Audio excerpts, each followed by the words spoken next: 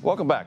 A civil rights attorney based in Michigan says he was targeted by U.S. Customs and Border Patrol agents because he represented a pro-Palestine protester. Amir Makled says he was detained while returning from an international family vacation for about 90 minutes at the Detroit Metro Airport, and while there, in that detention, brief though it was, pressured to turn over his cell phone. Now, in response to this accusation, the Assistant Commissioner for U.S. Customs and Border Patrol said this, and I quote, "This lawyer's accusations are blatantly false and sensationalized. Upon entering the country, he was flagged and referred to secondary inspection, a routine, lawful process that occurs daily and can apply to any traveler." It goes on to say, and I quote, "Claims that this was an attack on his profession or were politically motivated are baseless. Our officers are following the law, not agendas." Amir Makled joins me now. Amir, it's great to have you with us. Thank you. You heard that response from the administration. You're familiar with it. What's your response to that characterization? Well, thanks for having me. I say that this is not a routine stop. When I arrived at the border crossing, the Customs and Border Patrol sent me in for secondary screening, and they used an acronym called TTRT, which standed for Tactical Terrorism Response Team. An officer came to me wearing plain clothes, refusing to identify himself, and knew about my travel history, knew about my profession, and knew about some of the recent high-profile cases I'm litigating. This wasn't a routine stop. This was a targeted stop. And the fact that they brought up my profession and they brought up the recent high-profile cases involving University of Michigan protester cases, I'm representing a student named Samantha Lewis. She's charged with a felony for resisting a police officer for the civil rights protest she engaged in on campus. These are the reasons why I believe this was a politically motivated and an intimidation tactic by the Customs and Border Patrol agents. And Amir, as I understand it, there was a photograph. They looked at the photograph, brought you to the secondary detention space, and then started talking to you about what they knew about you. Is that true? That's correct.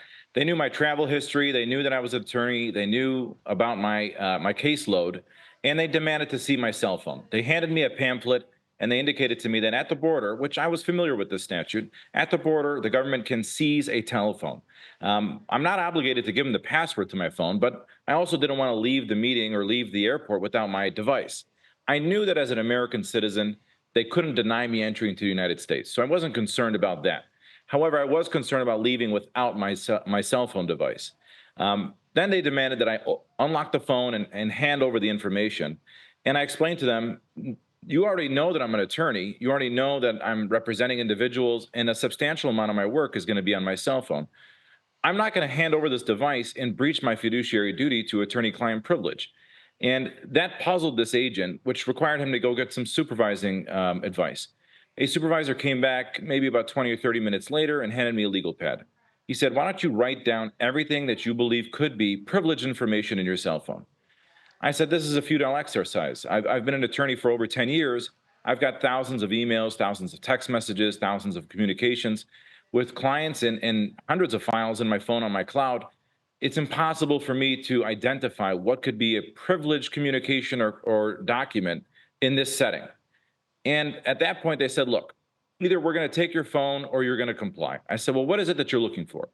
They said, "Show us the list of contacts in your phone, and then we'll allow you to have your phone back." So I acquiesced. They said, "Sign a document, and in this document indicate that you're agreeing that we can see your contact list and that your contact list is not a privileged information."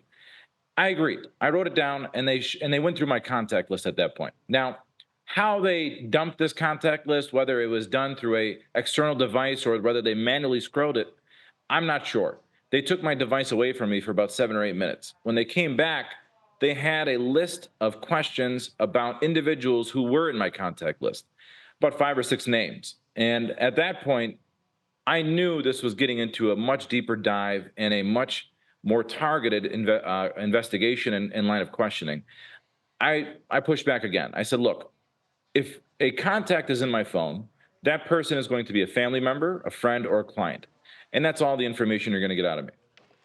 Amir, I've got about a minute left, and I'm up against a hard break, so it's just a minute. What do you believe are the dangers in this scenario for you and attorneys like you?